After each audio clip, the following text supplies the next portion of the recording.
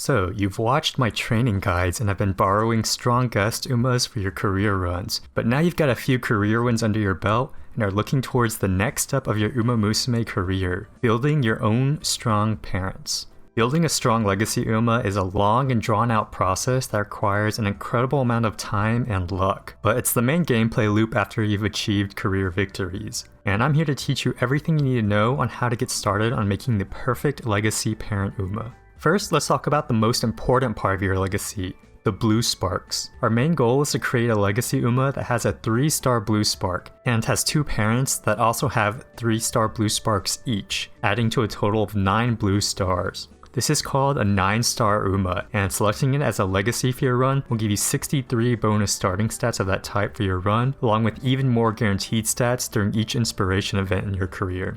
When you use 2 9-star parents in your run, you start with an incredible 126 starting stats, which is worth maybe 8 turns of early game training. Obviously, this is incredible, and it will greatly boost the early game of your careers, allowing you to snowball your stats into powerful scores. But how do these blue stats get determined? Unfortunately, it mainly comes down to luck, but there's a little bit you can do to improve your odds. At the end of a career, for your sparks, first the game picks a random stat. It is strictly just pure chance which one it picks. Then it checks the value of the stat it picked. The value determines how likely it is to get 2 or 3 stars, with the odds shown in this table. To provide an example, if we finish a career and the game rolls a speed spark, if we ended the career with over 600 speed, then we have a roughly 6% chance that our speed spark will have 3 stars. We can increase the chance up to 10% by having an ending speed over 1100, but that's as high as we can get the odds. When you look at the big picture, we can see why it's so difficult to get 3-star sparks. You have to first win the 1 in 5 chance that you roll the stat you want, then you have to win another 10% chance to hit the 3 stars for that stat, for a roughly 2% total chance. However, we can improve our efficiency by hitting breakpoints in multiple stats per run. In my tail run that I uploaded yesterday, I hit the 600 stat breakpoint in speed, stamina, and wit, and even got the bonus breakpoint 3-star chance in speed by having it over 1100 by the end. That means if I rolled a stamina or wit spark, I still get a chance for it to become 3 stars.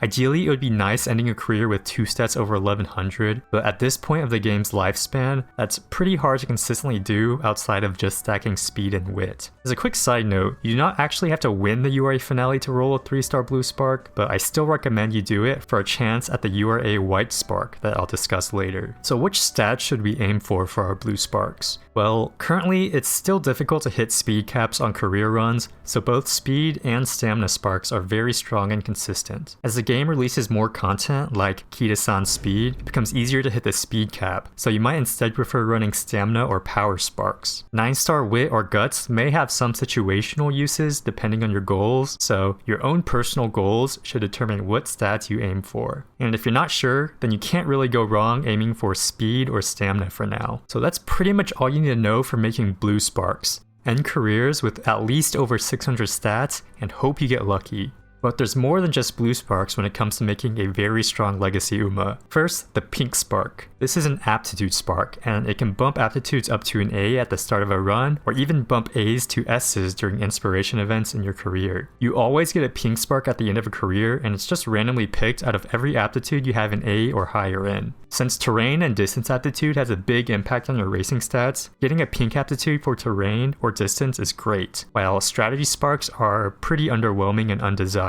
If you want more info on strategy aptitudes, I made a quick video on that yesterday. As for stars, anything that's not a blue star is just randomly picked out of 1 to 3. Each star on your pink spark increases the chance it upgrades your aptitude during inspiration events, so ideally we still want to roll a 3-star for this. However, it's just pure chance. Next, the green spark is your Uma's ult skill. Your Uma needs to be 3 stars or higher to pass this down. So if you want to pass the ult of 1 or 2-star Umas, you first need to raise their star level with star pieces. Green sparks always get passed down at the start of a career, and during inspiration events, they have a chance of becoming discounted. A quick note is that buying a legacy ult will give a weaker version than the original ult, but also grandparent legacies can pass their ult skill down as well. And finally, white sparks. There are two types of white sparks, skill sparks and race sparks. Skill sparks have a 20% chance of being created for each skill you bought during the career, and it will make the skill purchasable or even discounted if it gets rolled during an inspiration event. Skills with gold borders have a 40% chance of being added to your spark list at the end of a career.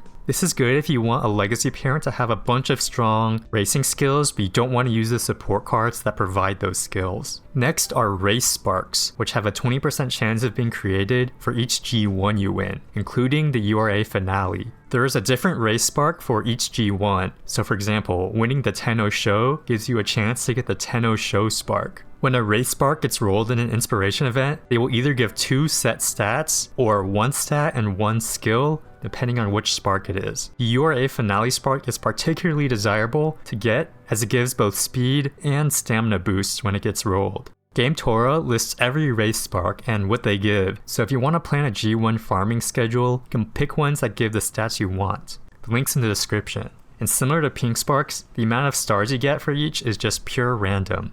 So that's a lot to take in. At the end of the day, if we want a theoretical top tier legacy parent Uma, you want them to have 3 blue sparks, a good pink roll in terrain or distance, a ult spark to pass down, and then a bunch of white sparks, preferably with a lot of stars. Not only just for the parent, but for their grandparents as well, since those also get a chance to be rolled during inspiration events with a slightly lower chance. I know it's a lot of steps, and it'll take a lot of runs and a lot of luck, but for each run you do, your legacy pool you can pick from gets a bit bigger, and you can get closer to the perfect legacy Uma. All in all, it'll take weeks or months until you start getting these insane legacy Umas. I've been grinding the game since launch, and I don't even have a 9-star Uma myself yet, but I'd recommend taking your time with the game, doing a couple of daily runs with borrowed guest parents, and you'll eventually get there. Going too hard on legacy grinding will probably lead to burnout, since it's not a particularly fun process. You should just passively be doing runs and aiming for these stat breakpoints, and eventually you'll get the sparks you want.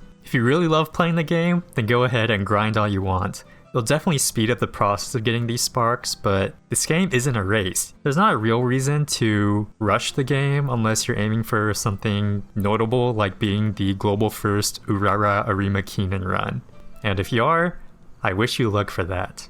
And finally, for a little bonus section, I'll briefly touch on affinities. Having a higher affinity gives you a better chance of getting sparks to trigger during inspiration events. In my opinion, it's not that important to worry about affinities unless you're in the ultra late game or you're determined to build a super juiced out version of your favorite horse waifu Oshi. Umas have a set affinity stat with each other that's somewhat based on their IRL lore, and even the grandparents affect the total affinity. There's an affinity calculator on Game Torah that will recommend a family tree with a high affinity if you're trying to min-max that aspect. And it's also worth noting that you get bonus affinity points if the parents or the grandparents have won the same races in their career. Again, affinities are not that important to worry about at our current stage of the game, where blue sparks are still the primary goal. Anyways, that's basically everything you need to know about crafting a strong legacy parent Uma. Hopefully you learned a thing or two, and if you have any questions, let me know in the comments. Thanks for watching, and I'd really appreciate a subscription if you're interested in more Uma Musume content. I'm wishing you the best of luck on your sparks, and just between you and me, giving your Uma head pats before a career might boost their spark chances.